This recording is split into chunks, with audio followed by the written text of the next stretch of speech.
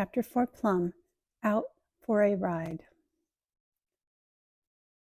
Plum was in a great mood as she saddled up Burke and raced away from the stables. The field was bathed in early summer sunshine, leaving each wet blade of grass sparkling. The smell of new blooms tickled her nose, and the birds and tree beetles hummed cheerfully. Burke left a trail of mud and pollen in his wake, some of it splashing on Plum's boots. She congratulated herself on having the foresight to wear her old boots, since it had rained last night. The afterglow from the previous evening's party left Plum particularly energetic, and Burke was matching her energy, so she decided to head up the hills to the east of the castle instead of taking her usual route to the forest to the north. Burke was happy to comply, so they trotted up the long, steep path to the top, slowing a little toward the end of the 30-minute trek. Burke's sides were heaving with labored breaths, so she dismounted and walked with him while he caught his breath. Plum took in the view of the castle and surrounding area. It all looked so peaceful from here. There was no sign of life anywhere, and for a moment she imagined that she and Burke were the only two creatures in the world. This was their kingdom, their world. She wondered occasionally if there were other worlds out there besides her own. She knew there were 4 villages in the kingdom, but she had only been to Sketland, the one closest to the castle and where she went to school.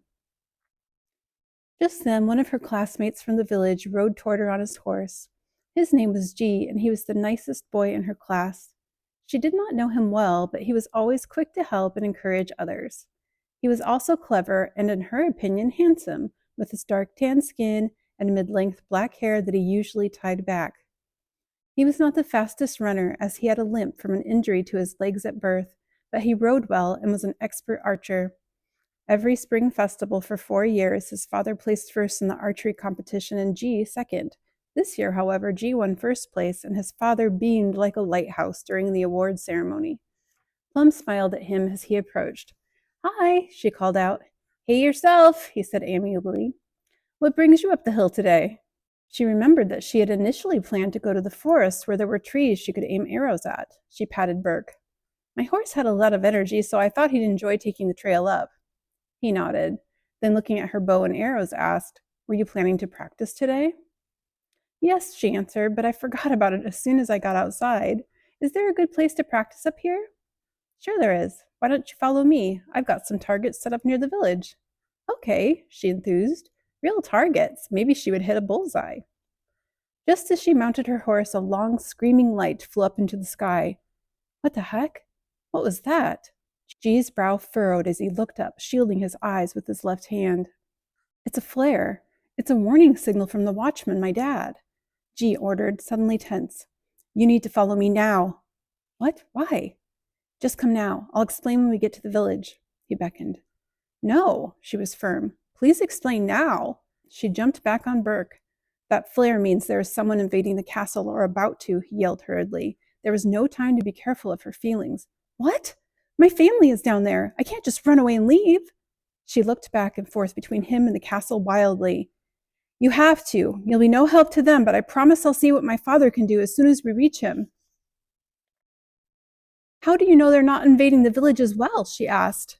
"If they were going toward the village, my father would have sent up 2 flares. We'll be safest going there, at least for now. Come on!" He started to turn his horse. "Wait!" She looked over the ridge, down to the cliffs on the castle's west side. She saw a familiar figure atop a horse surrounded by 8 armored men holding bows and arrows. "My sister!"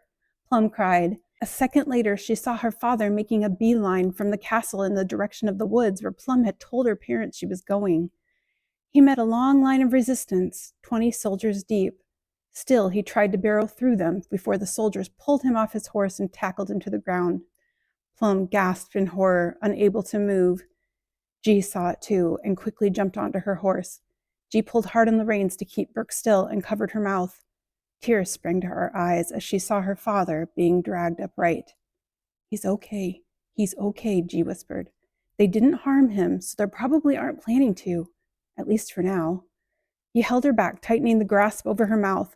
She struggled a few seconds as he repeatedly whispered, we'll help, just stay still." She tried to get a hold of herself. She nodded as he cautiously took his hand off her mouth. She nodded to her sister in the distance.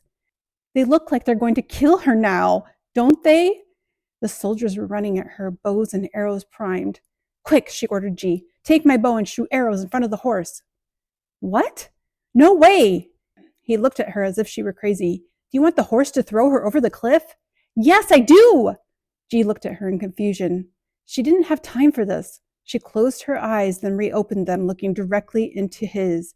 Shoot arrows at her horse's legs. He fought the strength of his own arms, but they were out of his control. Now! She yelled. He sent an arrow flying a half-mile away, and then another while she prayed. The second arrow landed on the horse's foot, and G saw it rear up violently. Gitana went flying into the air, then abruptly disappeared from sight. Plum gulped back sobs, trying to steady herself. What did I just do?